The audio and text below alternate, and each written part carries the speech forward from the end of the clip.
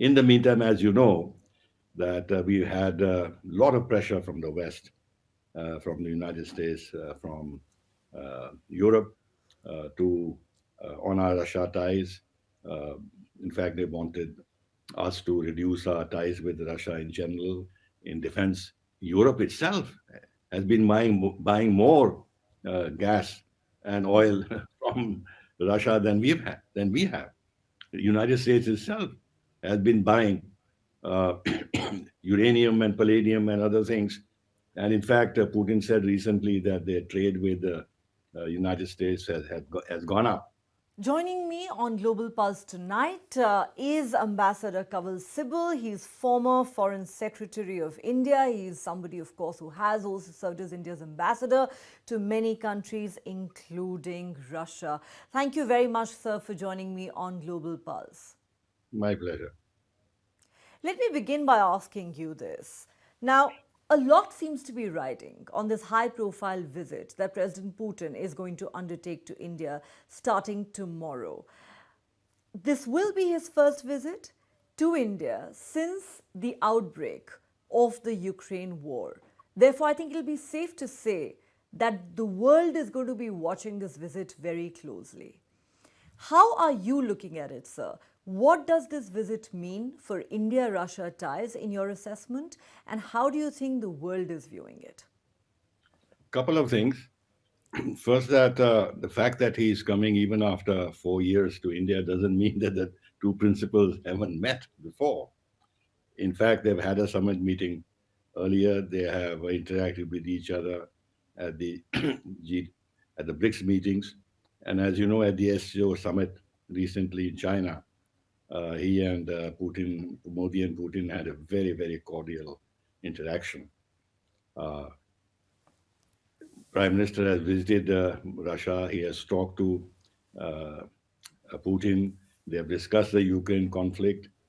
Prime Minister Modi has also gone to Ukraine and met Zelensky. He's had telephone calls with Zelensky.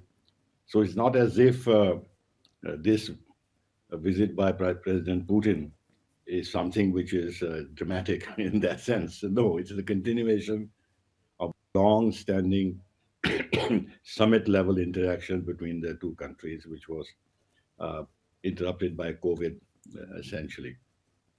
In the meantime, as you know, that we had a lot of pressure from the West, from the United States, from Europe to on our Russia ties. Uh, in fact, they wanted us to reduce our ties with Russia in general, in defense in particular. They gave us moral lectures on why we were continuing to befriend Russia when Russia was involved in uh, such a when Russia had invaded Ukraine, and it sort of made it even a moral question. They put a lot of pressure on us on the oil front, and Trump in particular carried this pressure more than before by imposing a 25% extra penalty on us for buying Russian oil. So it's not as if the world has not uh, got used to, and I hope they have digested the fact that India has some vital long range interests in our relationship with Russia. And while we are sensitive to US, European concerns up to a certain extent, which is why we've been also, our Prime Minister has been openly advocating dialogue and diplomacy and saying it's not an era of war and all that, that we are sensitive. And we know that this conflict is hurting the interests of the global South. And we have repeatedly said to the extent that our help is sought, we will be willing to offer our help in trying to resolve this conflict. So it's not as if we have taken a completely one sided position. No, we have taken a position which is largely aligned to our national interest, but in addition to that, it is aligned with the realities on the ground in the sense that Europe itself has been buying more gas and oil from Russia than we have. The United States itself has been buying uh, uranium and palladium and other things. And in fact, Putin said recently that their trade with the United States has gone up recently. Trump has given red carpet welcome to Putin Exactly. in Alaska. Even now, even today, Witkoff and Jared Kushner are in Russia trying to have understandings not only on the Ukraine conflict but bilateral talks to uh, see if they can cooperate on the economic side, get access to Russian raw materials, etc., etc. So they want to look at every possible opportunity to restore ties with Russia. And at the same time, there's an expectation that our established ties with Russia would be given up, even as they, as I said, improve ties with Russia. This is an absurd situation. It's a hypocritical situation. So, therefore, to answer your question, how the world looks at it, I would say the world has already looked at it and gave its views known. And we have absorbed those views. We have absorbed punishment with these 50% tariffs, 25% of them because of what we have carried as we want to in terms of our national interest. And I think uh, the world should accept that our something that we prize a great deal. We will not give it up. This doesn't mean that we are going to be petulant or willfully defiant. No, it just simply is that we can't allow others to dictate who our friends should be, what our foreign policy should be, how we should define our national interest, and how we should align our national interest, to their prejudices or their conflicts with other countries. So I think this visit also demonstrates the depth of our strategic autonomy.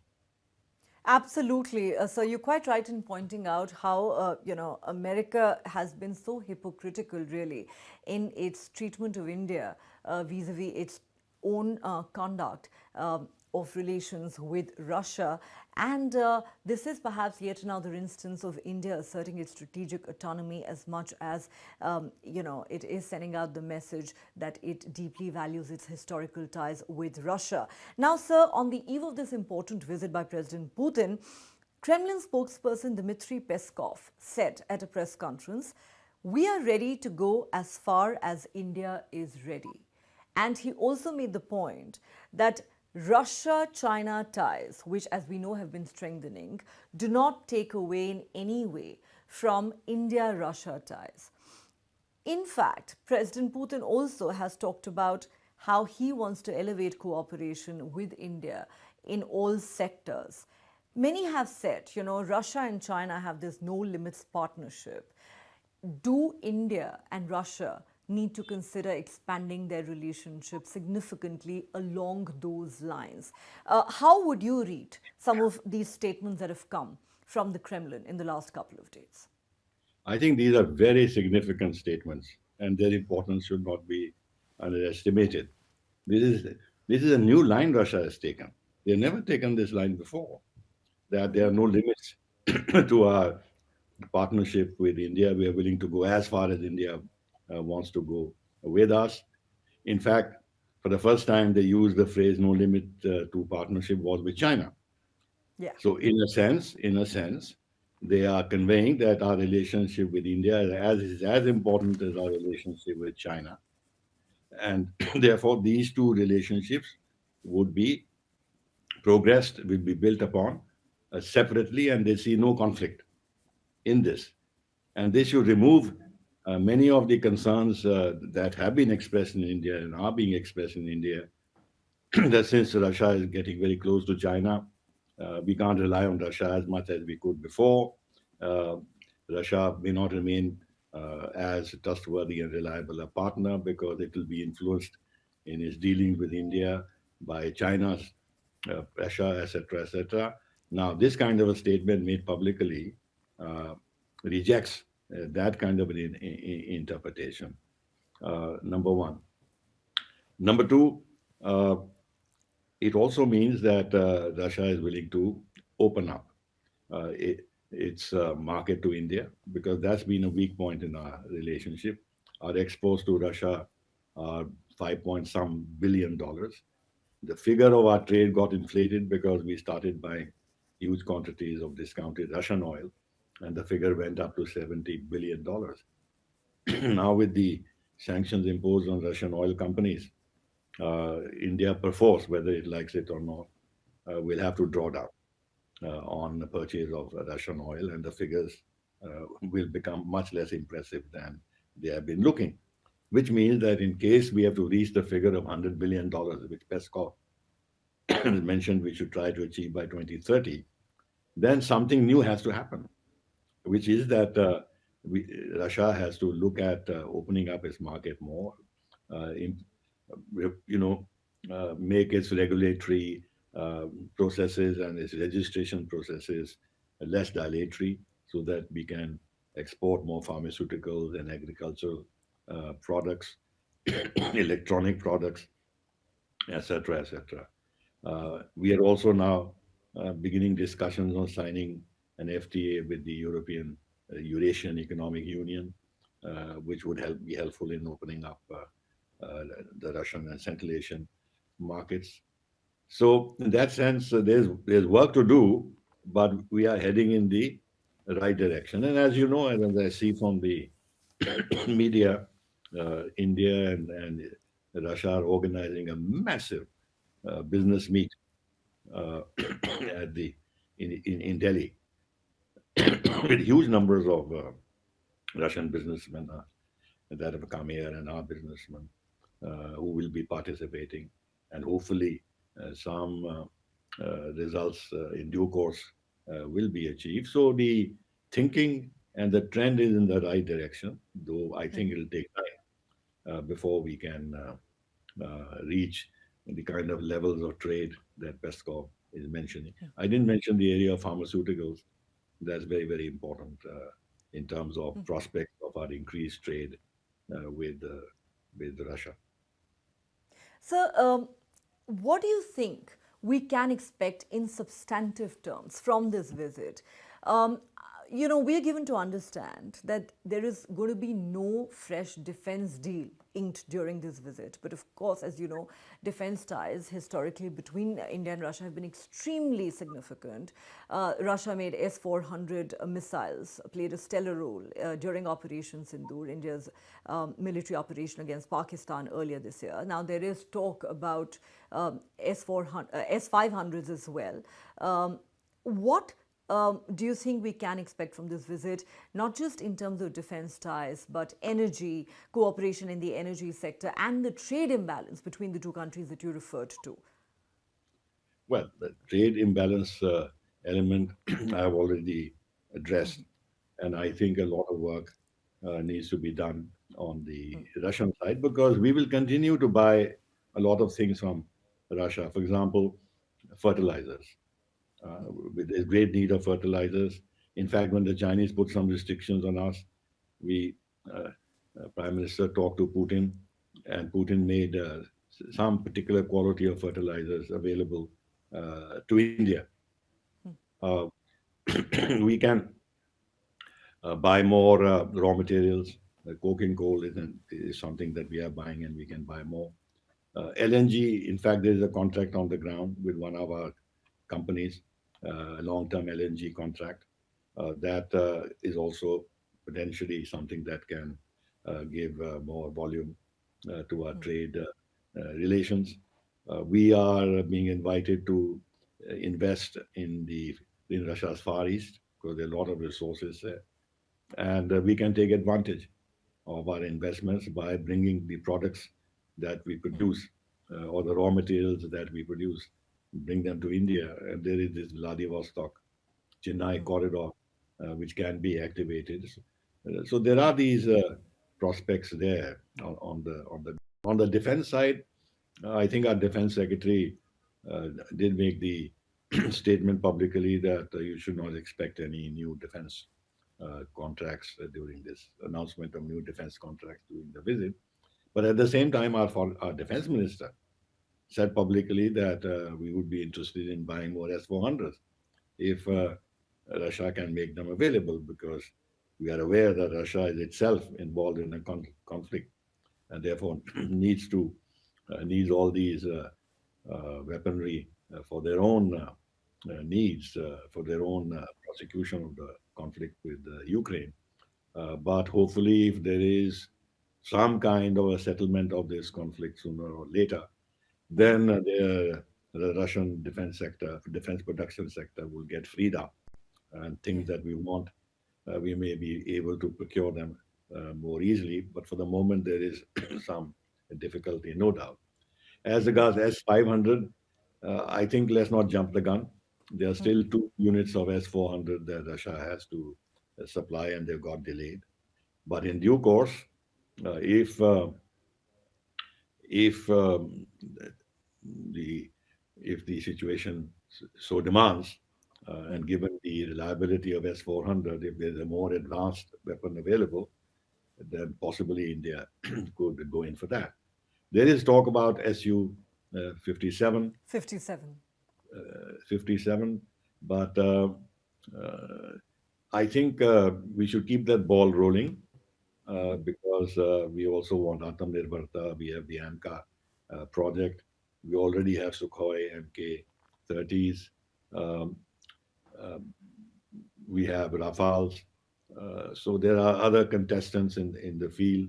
Then we have to see what we want to do in terms of finding a balance between immediate acquisitions uh, and uh, and our desire to be self-sufficient progressively in Okay. manufacturing. And therefore, given all the complexities that we are faced with, then we'll have to take a decision whether we want to buy a new line of aircraft. In due course, I think this matter will be considered and adequate decisions taken. Right. I mean, we can't really expect any big bang announcements during this 2 day visit. But, talking about cooperation in the energy sector, of course, it's deepened significantly since 2022. But as you mentioned, India's also come under a lot of Western pressure, especially from the US, with Trump imposing those punitive 25% tariffs on India for buying Russian oil. And in recent times, there has been some scaling back by Indian oil refiners as far as those purchases from Russia go. How do you think the two leaders are likely to address this particular issue when they meet the day after? You know, the Russians are extremely realist in nature. They are not like United States and others. They're extremely realistic, uh, and they will understand what our compulsions are. After all, they have suffered from sanctions, and they Yes. have the kind of resilience that probably we don't have. After all, don't forget Russia is the biggest country in the world, self-sufficient in all its vital needs: water, agriculture, energy, has nuclear weapons, can defend itself, is a big nuclear space and military power in its own right. Uh, so yes, in terms of technology, they are not as advanced as the United States maybe or parts of Europe maybe, but they're catching up fast.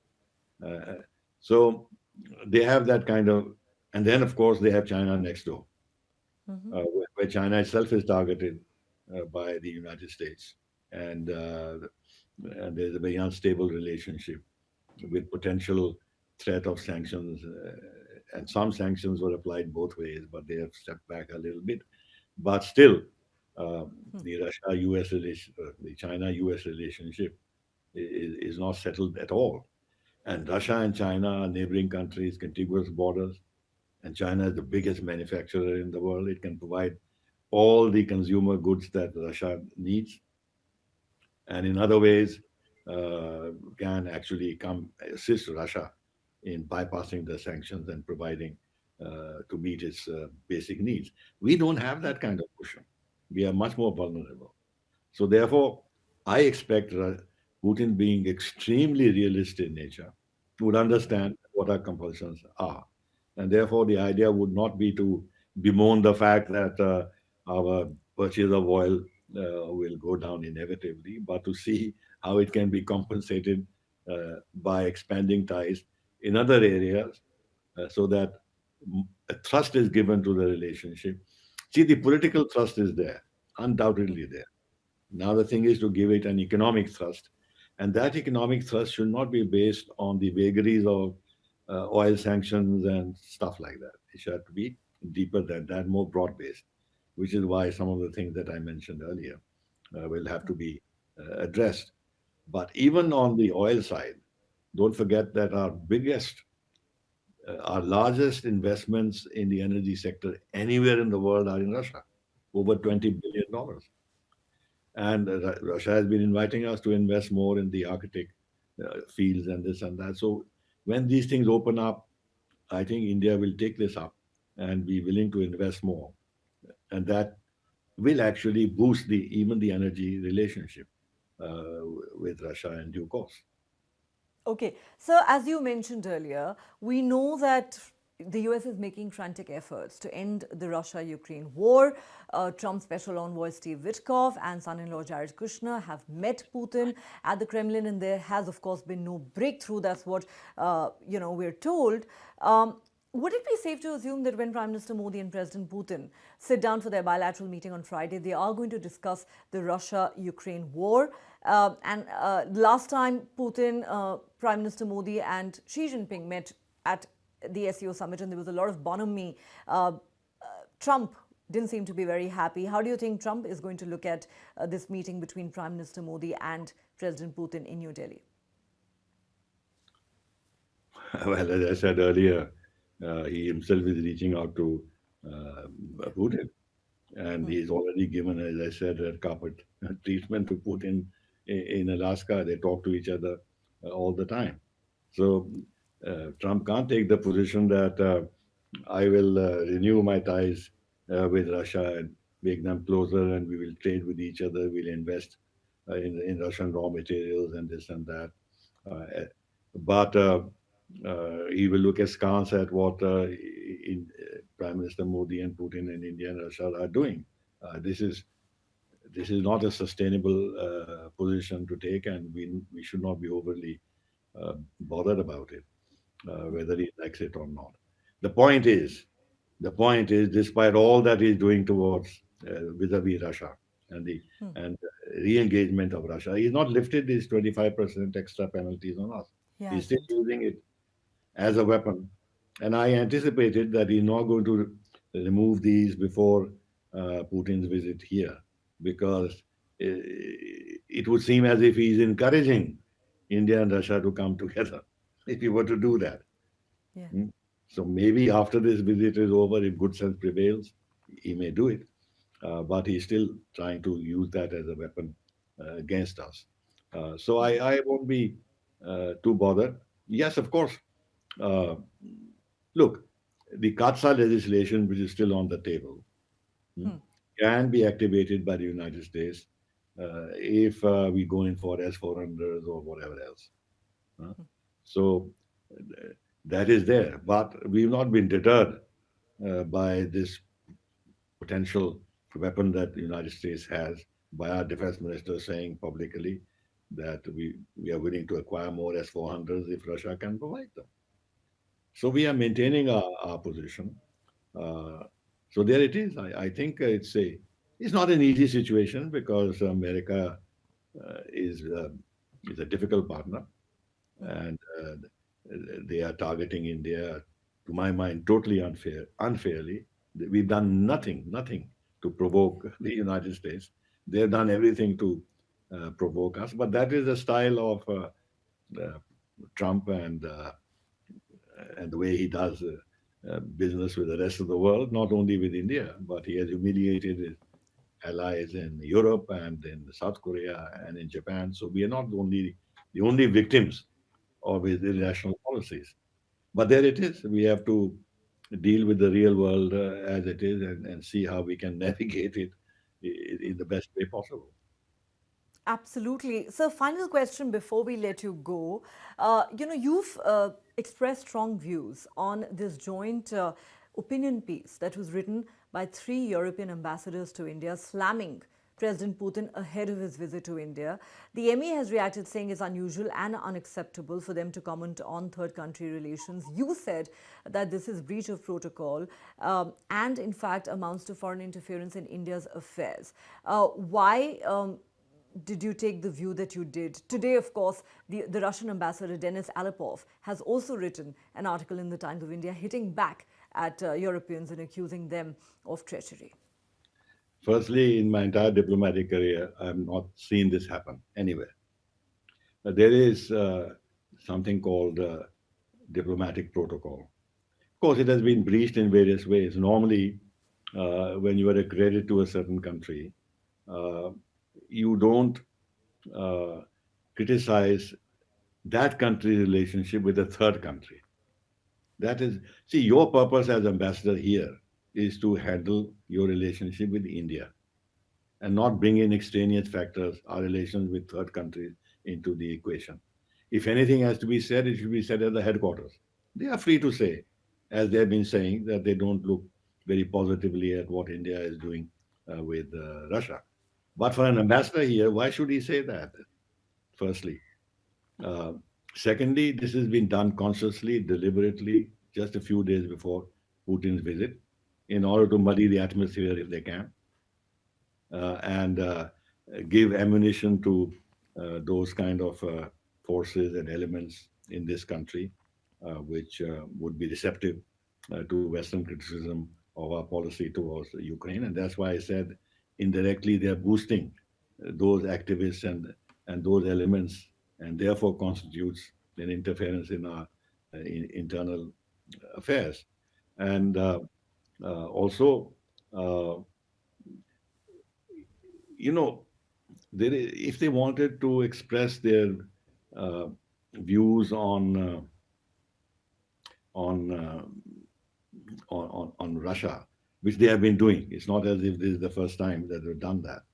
But to do this consciously, just before Putin's visit, means that they took into account how India would react, because they are not fools; they are diplomats too. They know what international practice is, but they consciously disregarded what the Indian reaction would be, which in fact, which in fact means that they don't really respect our sensitivities. This is the point. There was no need, and it's not going to change anything. Yeah. Not going to change anything at all. So why do this? And I'm particularly surprised that the French ambassador joined in. We've had such excellent ties. They have such stakes in our relationship. And why should he join this? But apparently, this was a British-led initiative, as I can see from the uh, post on X by the British High Commissioner. Uh, and in order to, you know, uh, send a message to India that the three powerful countries in Europe are not very happy that we are inviting Putin, and that we want to paint Putin in dark colors before he comes here.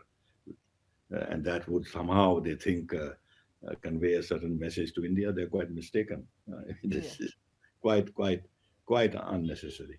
Can you imagine if in a similar sort of a situation, Brazil, India, South Africa, and Russia or whatever got together and slammed the British or the French or somebody else in a joint editorial before a major visit one of these countries was receiving? It's not done. It's not done. All right. One thing that we can be pretty sure about is that when Prime Minister Modi and President Putin meet in New Delhi, all eyes will be on that big meeting. It is a visit that is going to be watched very closely around the world. As always, a pleasure talking to you, Ambassador Kanwal Sibal. Thank you so much for speaking to us. My pleasure. My pleasure. Thank Bye you, bye. sir.